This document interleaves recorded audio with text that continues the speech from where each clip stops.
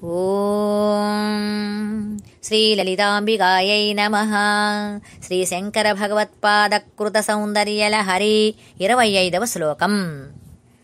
త్రయాణాం దేవానాం త్రిగుణజనితానాం తవ శివే భవేత్ పూజా పూజా తవ చరణయోర్యా విరచితా తథా హి త్వత్పాద ఉద్వహనమణిపీఠస్య నికటే స్థితా హ్యేతే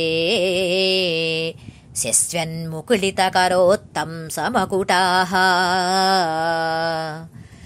ఓ భవాని, సత్వరజస్తమో గుణముల వలన జన్మించిన బ్రహ్మ విష్ణు రుద్రులకు నీ పాదములకు చేయు పూజయే పూజ అగుచూ ఉన్నది. వేరుగా పూజ కాదు, అది యుక్తమే. ఏలననగా నీ పాదములను ఎల్లప్పుడూ వహించు నవరత్న ఖచ్చితమైన పీఠమునకు సమీపమునందు నీ సింహాసనము చెంత చేరి తమ కైమోట్పులనే మకుటములుగా కలిగిన త్రిమూర్తులు సదా నీ సజ్జను వర్తించుచున్నారు కదా. అర్చించుటకు, ఆరాధించుటకు, మ్రొక్కుటకు హిందువులకు పెక్కుమంది దేవతలు ఉందురు. దేహి ఒక్కడే అయినను దేహాంగములు మాత్రము ఎక్కువగా ఉండునట్లు దేవుడు ఒక్కడే అయినను ప్రపంచ వ్యవహారములు నిర్వహించు దేవతలు ఎక్కువ మంది ఉందురు. వీరిలో ముఖ్యమైన వారు త్రిమూర్తులైన బ్రహ్మ విష్ణు రుద్రులు. ప్రతి ఒక్క దేవతను ఆరాధించవచ్చును. కానీ ఈ దేవతలకందరికీ మూలమైన జగజ్జనని అయిన అమ్మవారిని ఆరాధించినచో అందరినీ ఆరాధించినట్లే అగునను విషయమును ఆదిశంకరులు ఈ శ్లోకమునందు వివరించుచూ ఉన్నారు.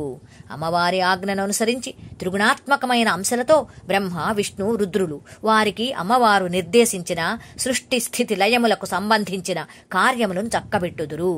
ఈ కార్యనిర్వహణలో వారు ముగ్గురును ఎల్లప్పుడూ అమ్మవారి అనుజ్ఞలకై ఆదేశములకై నిరీక్షించవలసినదే.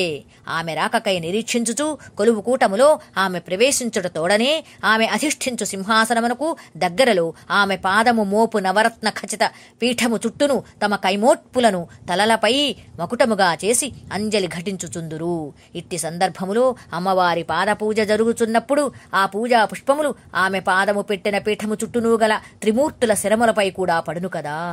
ఇందువలన అమ్మవారికి జరిపిన పూజతో త్రిమూర్తులకు కూడా పూజ జరిగినందున వేరుగా మరలా వారికి పూజ అవసరము లేదు.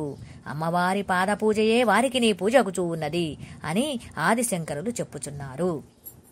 అనగా జగజ్జనని పూజ అంత విశిష్టమైనది అని అర్థము.